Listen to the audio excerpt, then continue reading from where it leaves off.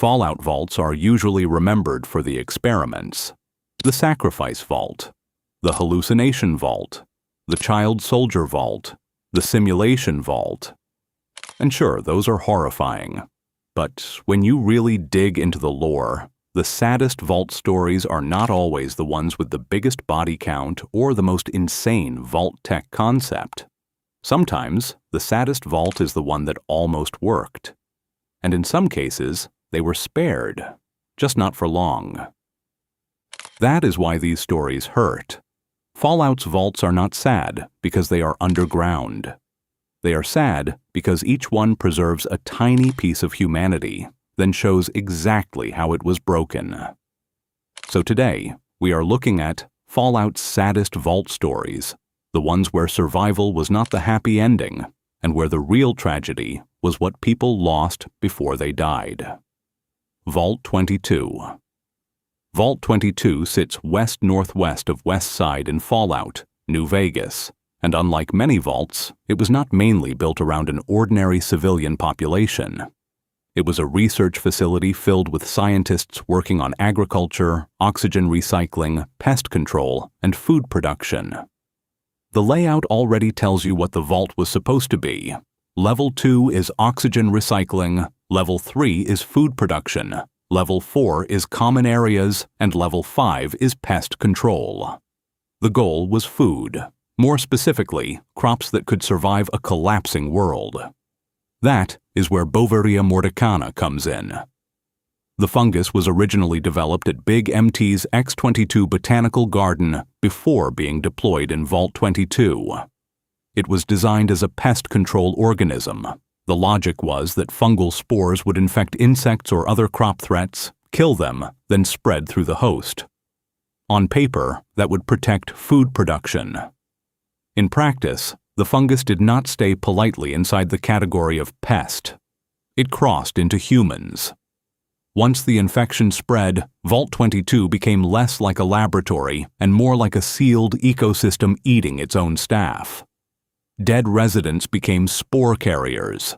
Some became mobile humanoid hosts that waited in the overgrowth and attacked anything that moved. Others became stationary fungal colonies, and giant mantises and spore plants filled the lower levels. The vault did not just have bodies in it. The vault turned bodies into part of the plant system. By the time the courier enters Vault 22 in 2281, the old disaster is being dug up by the NCR's Office of Science and Industry. Dr. Thomas Hildern, director of OSI East at Camp McCarran, sends the courier in during the quest, "There Stands the Grass." Hildern wants the research data because the NCR has a food problem, and Vault 22 might contain agricultural breakthroughs that could improve farming across NCR territory. That sounds reasonable until you remember that the same data helped create a vault full of walking fungal corpses. Dr. Angela Williams adds the other half of the mission. She tells the courier about Keeley, a ghoul researcher from the Followers of the Apocalypse who went into Vault 22 and never came back. Keeley is the one who understands the danger better than Hildern does. She is found down near pest control, connected through the cave system around Level 5, where the infestation is at its worst. After the courier finds her, she asks for help destroying the airborne spores by igniting gas in the vents. That part matters because it mirrors what the original scientists tried and failed to do. They attempted to purge the fungus from the lower levels, but by then, the carriers had already overwhelmed them. Keeley is basically finishing the job Vault 22's own staff could not survive. Then comes the data choice. Hildern wants the files. Keeley wants them destroyed. The sad part is that both sides understand something real, and Vault 22's disaster did not stay inside the vault. In Honest Hearts, the Zion Canyon logs reveal that in February of 2096, 118 Vault 22 dwellers reached Zion. Randall Clark watched them from the caves and recorded their arrival.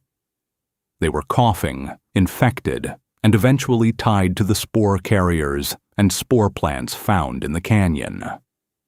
So Vault 22 did not just die underground. It carried its infection into another story, another landscape, another group of survivors.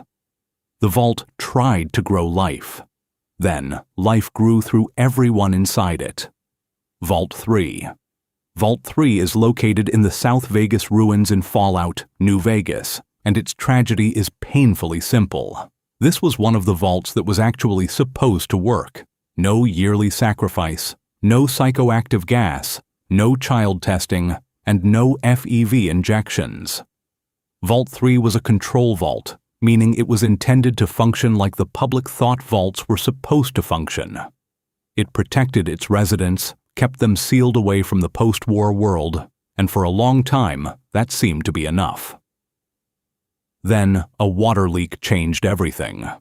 The exact year Vault 3 opened is not clearly nailed down in-game, but the lore places it sometime in the 23rd century. By that point, the vault had survived for generations. The residents were not raiders, soldiers, or wastelanders. They were people raised underground, inside a clean, controlled environment, with no real understanding of how ugly the Mojave had become outside the door. When the water systems failed, they did not open the vault because they were curious or reckless. They opened it because they needed trade. And for a while, trade actually worked. Vault 3's first contact with the wasteland was not immediate slaughter. The dwellers began exchanging goods with outsiders, which means there was probably a brief period where they thought opening the door had been the right decision. Imagine that from their side. Your vault has a serious water problem, but then the outside world gives you a solution.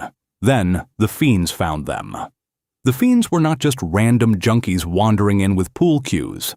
By 2281, they were one of the biggest threats around New Vegas, and Vault 3 is their base. Their leader, Motor Runner, is described as one of the most stable and organized fiends, which is horrifying because stable here means he can keep a gang of chem-fueled killers pointed in the same direction. He takes advantage of the Vault 3 residents' lack of security and their naivety. The fiends con their way in, kill the inhabitants, and turn the vault into a drug den, fortress, and slave pen. Motor Runner sits in the maintenance wing, in his throne room, with his dogs Bone Gash and Gashbone. The walls are covered in fiend graffiti. The recreational spaces, living quarters, and maintenance areas are no longer pieces of a functioning vault. They are territory. The place that kept generations alive now protects the people who murdered them. The NCR knows how dangerous he is. Colonel James Hsu at Camp McCarran wants Motor Runner dead, and Ranger Bryce Anders is sent into Vault 3 to assassinate him. Anders fails, gets shot in the leg, and ends up hiding near the residential area, unable to escape without help. Then you find the captives. Rick Lancer, Rachel, and Dennis are locked in a cage in the living quarters. Carter, another captive, is already dead after trying to escape and search for weapons. The fiend named Daniel has the cage key, so by the time the courier arrives, Vault 3 is not just a crime scene from the past. It is still actively hurting people. Vault 12. Vault 12 was built under Bakersfield, California, and by the time the vault dweller reaches it in Fallout, it is no longer just a vault. It is Necropolis, a city of ghouls living in the ruins of a shelter that was never meant to protect them. The public promise was normal Vault-Tec nonsense. Preparedness, safety, clean underground living, and a water system advertised as strong enough to process waste from the Bakersfield sewers and produce over 15,000 gallons of pure drinking water every day. People who signed up for Vault 12 were even noted for taking their preparedness seriously, earning the Pressed Vault Suit Award. These were not careless people. They were the kind of residents who believed the rules, followed the instructions, and prepared exactly how Vault-Tec told them to. Then, October 23, 2077 happened, and the door did what it was designed to do. It did not seal. Vault 12's real experiment was radiation exposure. The vault door was intentionally designed not to close properly, so Vault-Tec could study what long-term radiation would do to a trapped population. The result was not instant death for everyone. It was ghoulification. The people inside survived the Great War, but they survived as proof of the experiment. By 2161, roughly 85 years after the bombs, the Vault Dweller arrives looking for the water chip needed to save Vault 13. Vault 12's chip is still functioning in the command center on the 3rd level, attached to the only operational computer. So the thing keeping one vault alive is also tied to the survival of another community. Necropolis itself is not simple either. On the surface, Set controls the city and its water supply with his followers. Underground, there is a more peaceful ghoul group led by a ghoul leader who depends on Set for water. The watershed, where the pump is located, is occupied by super mutants, including Harry, the mutant guarding the area and watching Set for the lieutenant. There is even a ghoul prisoner near the watershed who can tell the Vault Dweller where the entrance to Vault 12 is.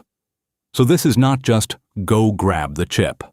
This is one broken city with at least 3 layers of suffering: Set's rule, the peaceful ghouls underground, and the Master's super mutants tightening control over the water system. The saddest part is the pump. The Vault Dweller can take the water chip and leave, but if the Necropolis water pump is not repaired first, the ghouls can die of dehydration. The repair requires junk parts, and Set can even force the Vault Dweller to fix the pump at gunpoint through his minion Garrett.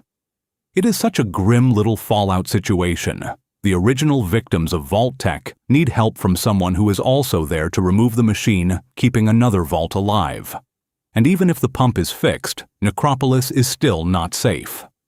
After the water chip is returned to Vault 13, the ghouls can be attacked by invading super mutants within 30 days unless the Master is stopped in time. So Necropolis is trapped between 3 disasters: Vault-Tec's old betrayal, Vault 13's desperate need, and Unity's military expansion. Vault 34. Vault 34 is one of the most Fallout, New Vegas vaults imaginable because the disaster starts with something very American in Fallout's world: guns, paranoia, and the belief that the answer to insecurity is more firepower. The vault was located southwest of Nellis Air Force Base in the Mojave. Its most infamous feature was the armory. Vault 34 was packed with weapons and ammunition, and that detail shaped everything that happened inside. This was not a vault where people were being drugged through the vents or told to sacrifice an overseer. Vault 34 collapsed because its own culture turned the armory into the center of political life. At some point, the vault hit the threshold of overpopulation. Living space became tighter, pressure rose, and the overseer saw where things were heading. So he had a remote link installed to lock the armory from his terminal. From his side, it probably looked like basic crisis management. Too many people, too many guns, too little room. That is where the split begins. The first major group of dissidents rioted, grabbed what weapons they could, stormed the exit, and left the vault sometime around 2231. These are the people who eventually became the Boomers. Pete's history lesson at Nellis turns that exodus into legend. They left the underground, wandered the wasteland, fought outsiders with mines, grenades, and flamethrowers, then finally settled at Nellis Air Force Base. In the Boomer Museum mural, their entire identity begins with leaving Vault 34 behind. But the people who left were not the whole story. While Vault security was focused on guarding the exit, another group took advantage of the chaos and tried to ambush the armory. After the future Boomers escaped, the main exit was sealed and guards were posted to stop anyone else from leaving. Years later, the overseer proposed population control measures. That lit the fuse again. Another revolt broke out, and this one damaged the vault's infrastructure badly enough to doom it. Reactor cooling vents were hit, main computer systems were damaged, and other critical systems failed. the reactor started leaking radiation through the vault. Engineers, including Chris Haversom, tried to repair the damage, but the attempt failed. After that, panic became radiation sickness became ghoulification, and Vault 34 turned into the glowing death maze the Courier finds in 2281. And then, hard luck blues makes the tragedy worse. The quest starts at the NCR sharecropper farms with Morgan Blake, who is worried about radiation contaminating the water. The trail leads through the East Pump Station and eventually into Vault 34.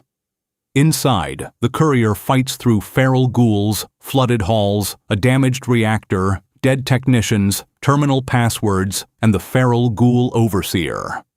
At the end, the Courier has to make one of those ugly New Vegas choices. You can stop the radiation leak and protect the sharecropper farms, which means the trapped Vault 34 survivors die. Or you can redirect the controls and save the trapped vault dwellers, who later appear at Aerotech Office Park, but the farms remain threatened. That is why Vault 34 hurts. It already had an origin tragedy with the boomers. Then, 2 generations later, it still forces someone else to choose who gets to live. Vault 94. Vault 94 is one of the saddest vaults in Fallout 76 because the people inside were not chosen for violence, ambition, military skill, or scientific arrogance. They were chosen because they were peaceful. Vault-Tec filled Vault 94 with an agrarian, pacifist religious community. That is the heart of the experiment. The residents were supposed to spend 1 year sealed underground, reinforcing their nonviolent beliefs, farming skills, and communal identity. After that, they were encouraged to open the vault and interact with the outside world. On paper, this sounds almost beautiful. A vault full of farmers and believers carrying seeds, supplies, and a GE-Seek into Appalachia to help rebuild the world. But Vault-Tec designed the test like a trap. Vault 94 was given valuable resources, but no serious weapons or defenses. Its people were expected to meet armed, starving, post-war survivors with hospitality and faith, then somehow adapt fast enough to survive. Even the overseer situation was abnormal. Tyrone Hayes, Vault-Tec's representative, was instructed to remain under the cover of a maintenance engineer and avoid directly ruling the community. Vault-Tec wanted the residents' own beliefs to collide with the wasteland as cleanly as possible. And for a while, Vault 94 seems like one of the rare places where people were genuinely trying to do the right thing. Pastor Gabriela Salivar and the Community Council led a society built around cooperation, farming, and outreach. The Vault sent ambassadors into Appalachia, not soldiers. Their mission was to make contact, offer help, and explain that Vault 94 had enough supplies to establish farms. Then, one ambassador reached Harper's Ferry. Mayor Miranda Vox heard the claims about Vault 94's resources and sent a group of survivors to investigate. On November 20th, that group arrived at the vault. Instead of seeing hospitality as genuine, they interpreted it as a trap. At 12:04 p.m., the outsiders interrupted a community council meeting and massacred the council. After the massacre, the survivors pushed deeper into the vault and reached the GECK wing. The GECK, the Garden of Eden creation kit, should have been the most important resource in the vault. In another story, it could have helped restore agriculture, purify land, and make rebuilding possible. But the attackers did not understand what it was. At 5:51 p.m., believing the device might be some kind of threat or mind control machine, they shot it with a minigun. That one stupid act turned a massacre into an ecological disaster. The GECK's fusion generator went critical. The resulting event was classified as a Level 6 nuclear explosion with a radiation surge of 7,800 rads per second and an estimated mutation radius of 5.5 kilometers. A thick radioactive fog poured out of the vault and mutated the surrounding region, helping turn the area into the mire. So Vault 94's story is not just sad because the people died. It is sad because they brought the tools to heal Appalachia, and those tools became the source of another wound. By 2102, the vault door remains sealed. By 2103, the place is open again, but the community is gone. Corpses of Vault 94 ambassadors are found scattered across Appalachia, still wearing the evidence of a mission that failed before it could matter. Vault 95. Vault 95 is found in Fallout 4 at the northeast edge of the glowing sea, and by 2287 it is already occupied by gunners, assaultrons, turrets, and a Mr. Gutsy. But the original story of the vault is not military at all. Vault 95 was built as a rehabilitation facility for people suffering from chem addiction, and its planned capacity was 72 residents. The structure of the vault still reflects that purpose. There is a facilities wing with a cafeteria, clinic, research room, classroom, detox facility, and clean room. There is a residential wing with living quarters.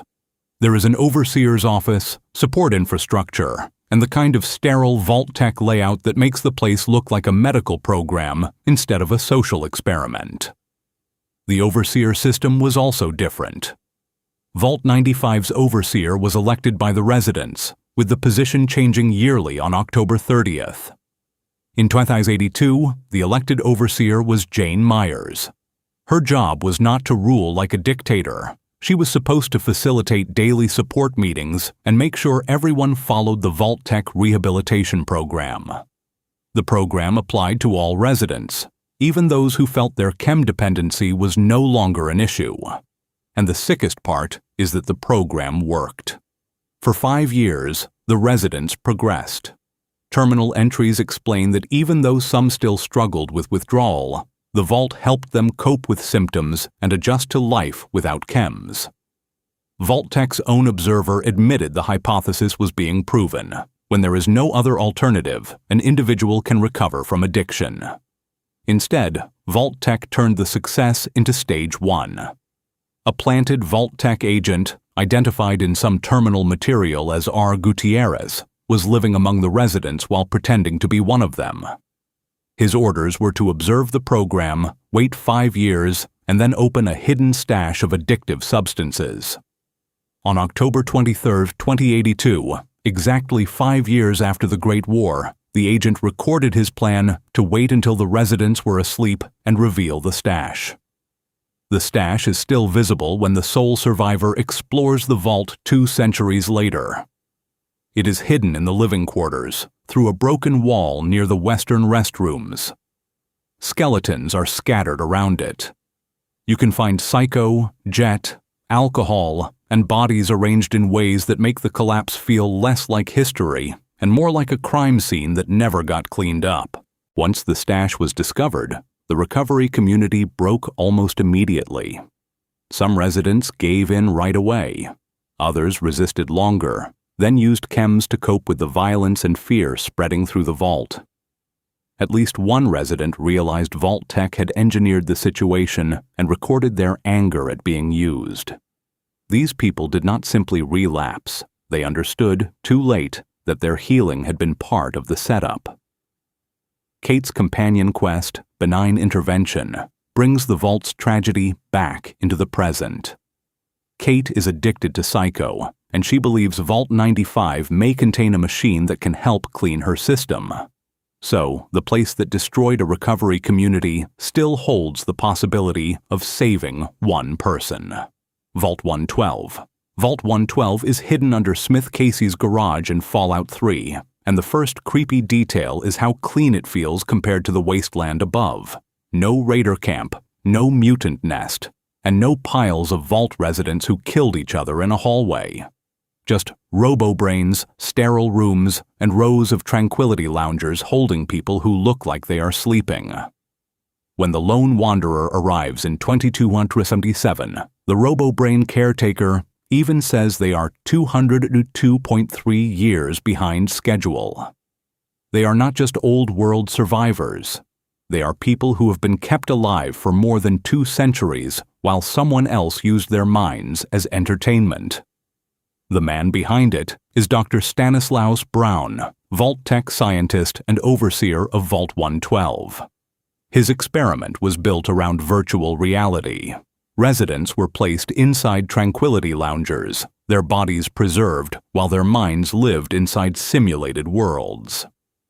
At first, the concept almost sounds gentle by Fallout standards. Instead of starving, fighting, mutating, or breathing poisoned air, the residents get a perfect reality.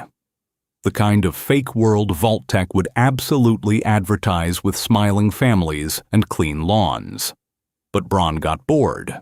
His terminal history and the state of the simulation show that Tranquility Lane was not the first world. He ran other simulations before it.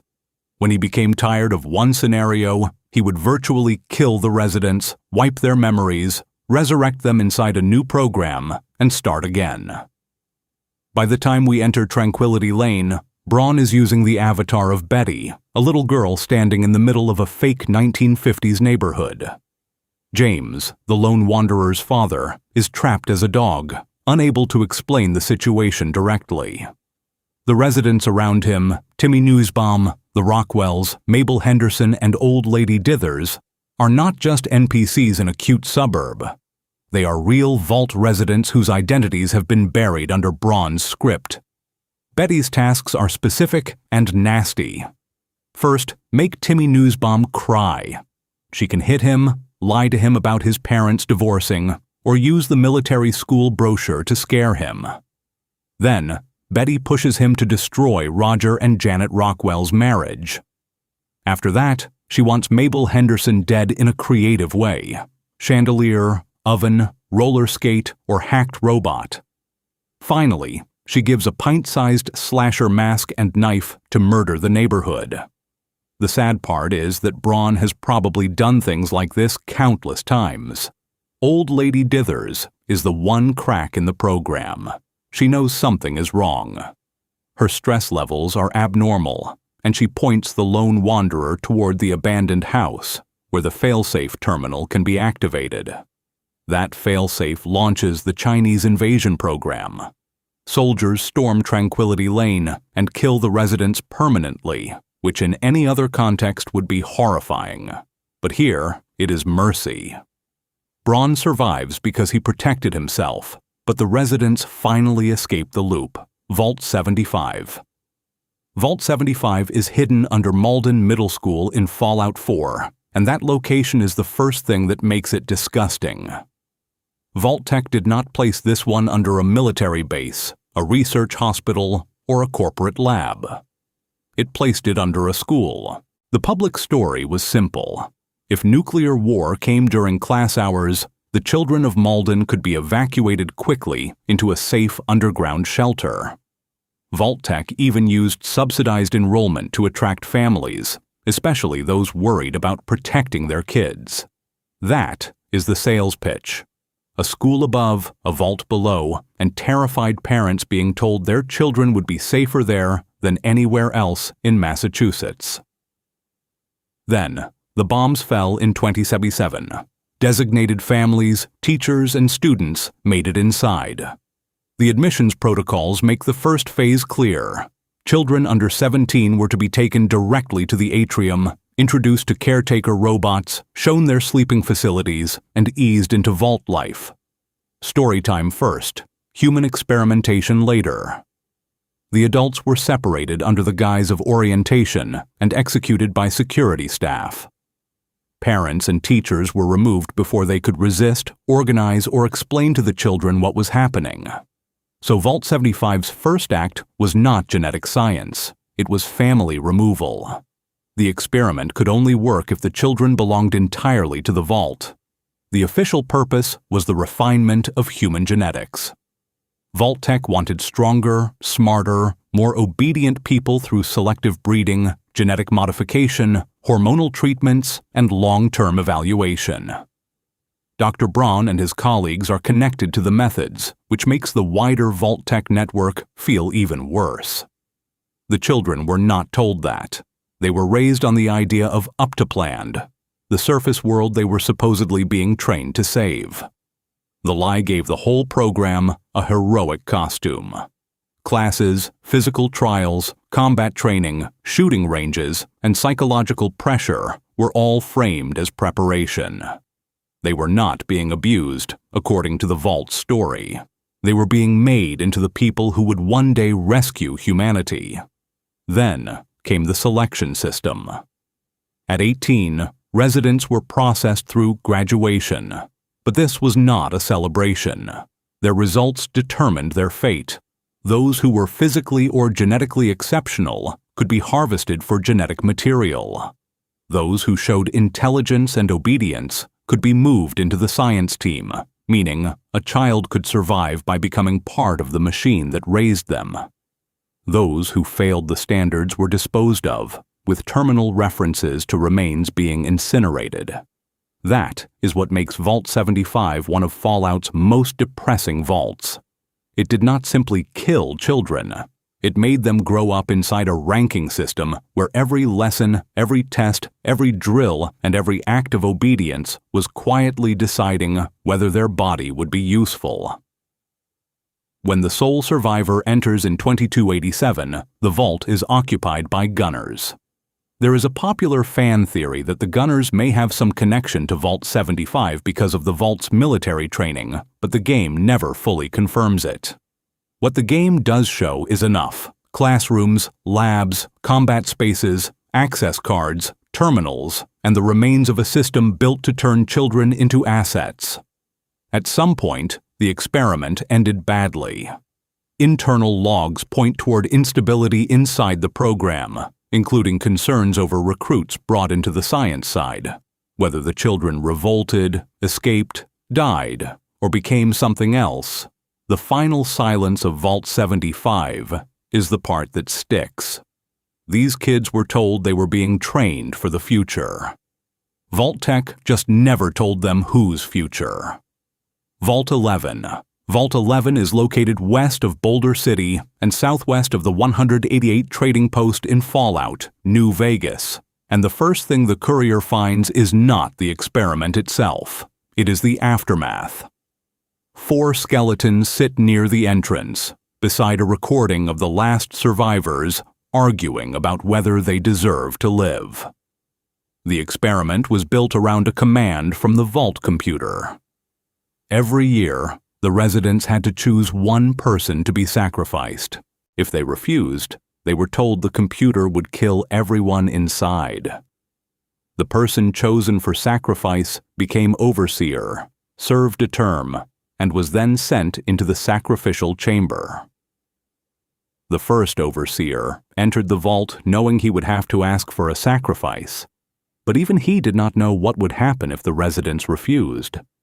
When the population found out, they chose him as the first victim. For decades, Vault 11 developed an entire political system around choosing who had to die.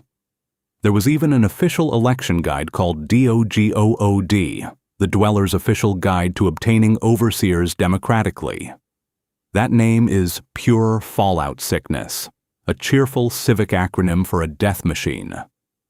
Over time, 6 major voting blocks formed: the Allied Service Workers Bloc, the Divine Will Bloc, the Human Dignity Bloc, the Justice Bloc, the United Vault Technicians Bloc, and the Utilitarian Bloc. These groups did not exist to debate policy in any normal sense.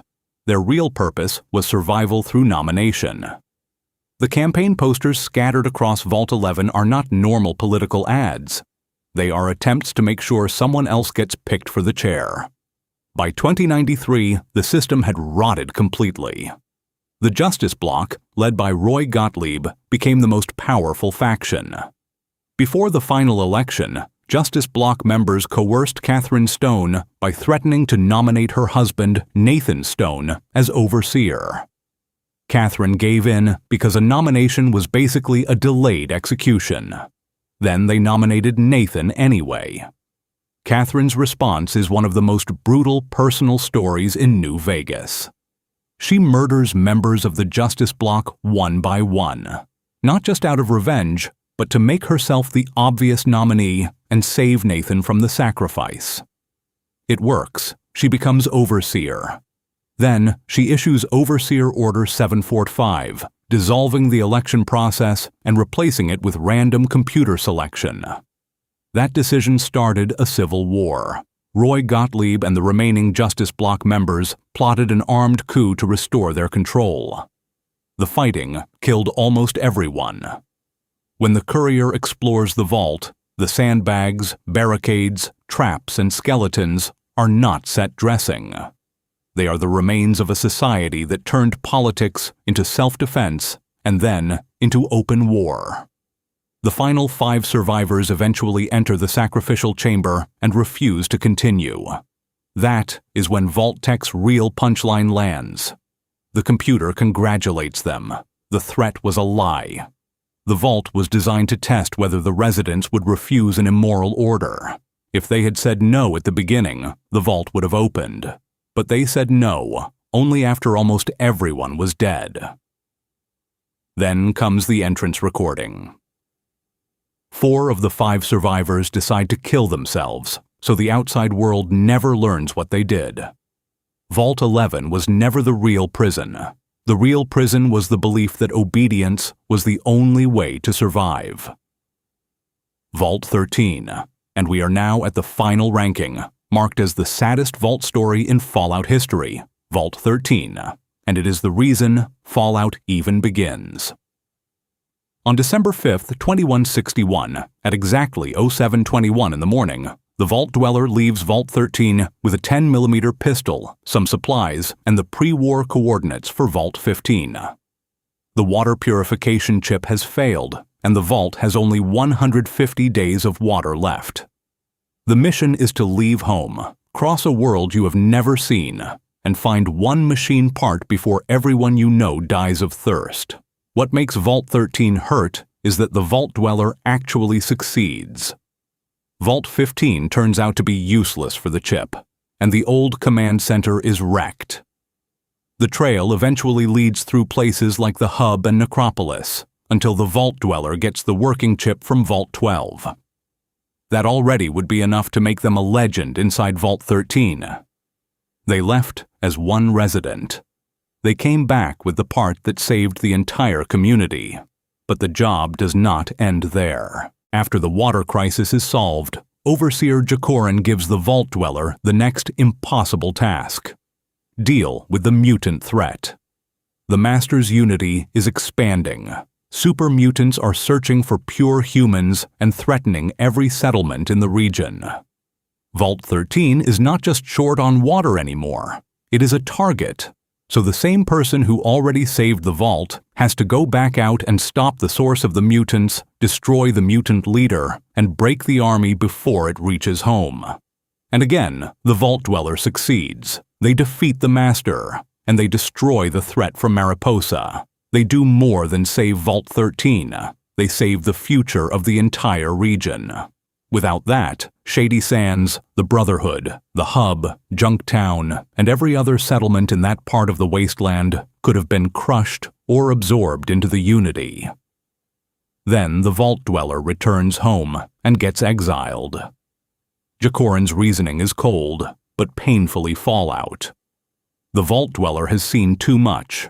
If they return, other residents may follow them out, and Vault 13's isolationist purpose collapses.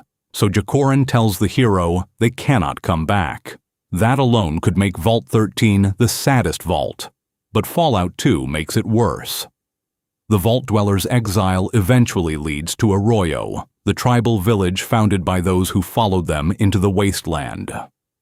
Decades later, in 2241, the Chosen One, a descendant of the Vault Dweller, is sent out with the old Vault 13 jumpsuit, a Robco Pip-Boy 2000, a Vault 13 water flask, a spear, and the mission to find a GE-Seek to save Arroyo. So the cycle repeats. A descendant leaves home because the community is dying. When the Chosen One finally reaches Vault 13, the humans are gone. The vault is inhabited by intelligent Deathclaws, including Gruthar, their leader, and Goris, the scholar who can even become a companion. These death claws are not just monsters squatting in a ruin. They are another result of Enclave experimentation, made intelligent and then discarded into the wasteland's long list of things no one wanted to take responsibility for. The truth is worse. The Enclave kidnapped Vault-13's remaining human residents and transported them by vertibird to Control Station Enclave. The same organization that treated the old world like its inheritance saw Vault-13's people as valuable because they were genetically pure. They were test subjects for FEV-Curling-13, the Enclave's modified viral weapon. In testing, exposed Vault-13 dwellers suffered symptoms like burning throat, heartburn, burning lungs, drowsiness, blindness, hemorrhaging, and convulsions, with the agony lasting an average of 14.5 hours. No test subject survived those trials. That is why Vault-13 is the saddest one to end on. It is not one tragedy. It is 3 generations of the same wound. The Vault dweller saves the Vault and loses their home. The people who remain lose the safety they were promised. Their descendants in Arroyo inherit the same burden and have to repeat the journey. Even when the Chosen One saves the captives and destroys the Enclave's oil rig, Vault-13 itself is no longer what it was. It was saved, then saved again. And somehow, home was still gone. That is what makes Fallout's saddest Vault stories different from its scariest ones. The scariest Vaults show you what Vault-Tec was willing to do. The saddest ones show you what people still tried to protect after the experiment had already started eating them alive. That is the part that stays with you. These Vaults were not just experiments. They were homes, schools, farms, clinics, communities, and last chances. Fallout makes us dig through terminals and skeletons to realize that every Vault number had names behind it. So which Vault story hit you the hardest? Was it Vault 13, Vault 11, Vault 75, or one of the quieter tragedies like Vault 3 or Vault 94? Drop it in the comments, and if you want more deep Fallout lore breakdowns like this, hit like and subscribe.